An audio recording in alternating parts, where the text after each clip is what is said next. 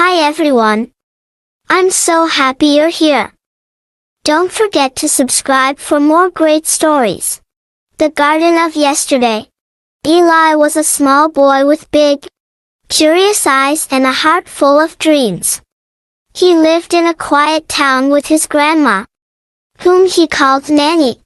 Their little house sat at the end of a gravel road, surrounded by fields, trees, and one very special garden. This wasn't just any garden. Nanny called it the Garden of Yesterday. She said it grew memories, flowers of old laughter, leaves that whispered stories when the wind passed through. Eli didn't understand it at first. How can a garden remember things? He once asked. Nanny smiled gently. Because everything we love leaves a mark, sweetheart. Sometimes, the earth keeps it for us. Every morning, Eli helped Nanny water the plants. Roses, marigolds, sunflowers, and some flowers he didn't know the names of. Nanny always talked to them like old friends. One day, Eli asked, Nanny, why do you talk to the flowers? She winked. Because sometimes, they talk back. But only if you listen with more than your ears. Eli laughed. That's silly. But that night, as the wind rustled the leaves, he swore he heard something soft, like humming. Lessons in the garden. The seasons changed slowly, like pages turning in a big, sleepy book. Spring smelled like fresh dirt and promises. Summer buzzed with bees and sunshine. Autumn painted the world gold and orange. As time passed, Eli noticed the garden changed too. Some flowers would bloom brightly, then disappear for months. Others stayed but looked different, taller, stronger, older. One chilly fall evening, Nanny sat Eli down on the porch. She wrapped them both in a knitted blanket, warm like love. Nanny, what happens when people go away? He asked. She looked at the fading sun. You mean like traveling? No. Eli said softly. I mean forever. Nanny was quiet for a long time. When people go away forever, they don't always leave completely, she said. They stay in the stories we tell, in the songs we hum, and sometimes, in gardens.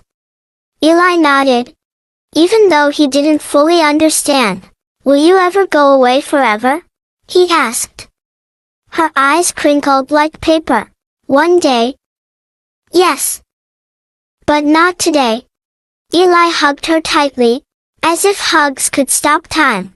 The day everything changed. It happened in the middle of winter. The trees were bare. The wind howled at the windows. Eli came home from school and found the house quiet, too quiet. Nanny had been resting more lately. She said her legs were tired. But this time, when Eli called her name, she didn't answer. She was still, peaceful, as if she had just closed her eyes for a long nap. Eli's heart cracked like thin ice. His world felt cold, even though the heater was on. He sat beside her for hours, holding her hand, waiting for her to open her eyes and tell him it was a dream. But she didn't. The garden after Nanny. Everyone said kind things. They brought food and hugged Eli. But their words didn't make the ache in his chest go away. The garden sat silent for days. Snow covered everything like a soft blanket. Then one day, Eli heard something, faint humming. He rushed outside, slippers crunching on snow. The garden stood still. Yet he felt warmth coming from it. He kneeled by the roses. Now just thorny stems. Nanny? He whispered.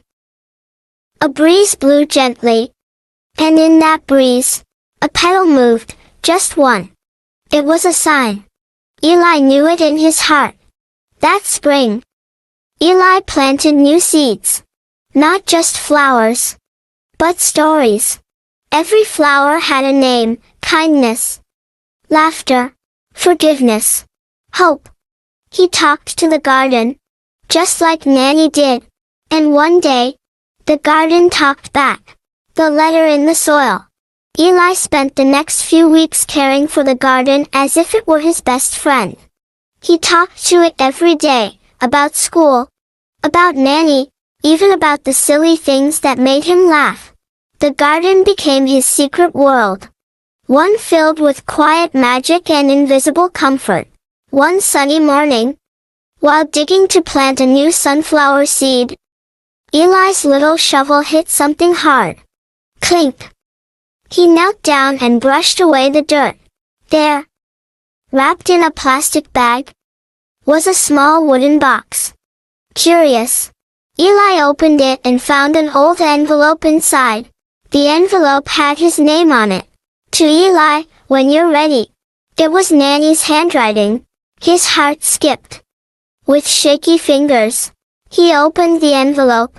Inside was a folded piece of paper. A letter. The letter from Nanny.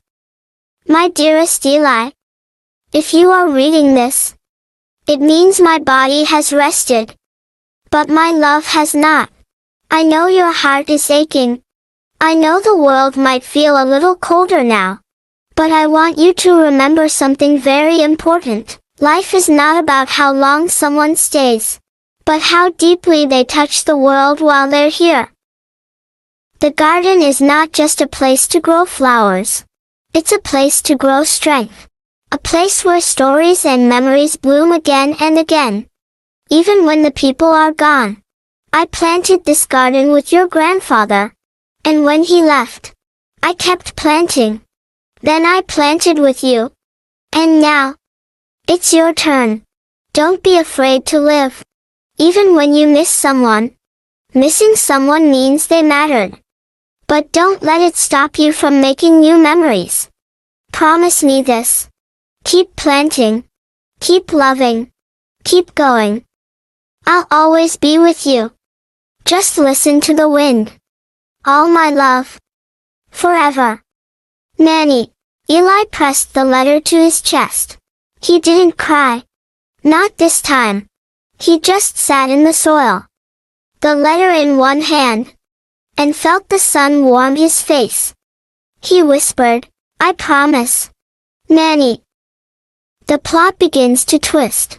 Spring turned to summer. Eli became known in the neighborhood as the boy with the talking garden. Kids from school came over. He showed them how to plant things and how to listen to the wind. One day, as he was planting a small cherry blossom tree in the corner of the garden, a girl about his age walked up to the gate. She had curly hair, big glasses, and a backpack full of books. Hi, she said. I'm Zoe. I just moved in next door. Eli smiled. Want to plant something? Zoe hesitated, then nodded. They planted a seed together, one she brought with her. A strange seed. Smooth, shiny, and blue. What kind of seed is this? Eli asked. Zoe shrugged. Don't know. My grandma gave it to me. Said it's special. They laughed and buried it in the earth, not knowing that this single seed would change everything. Moral from episode 1. The people we love leave a mark on us. And those marks become part of who we are. Life doesn't always make sense. But the memories and lessons we carry with us are what truly shape us. This moral focuses on the importance of memories, love, and how the people we care about continue to influence us even when they are no longer physically with us.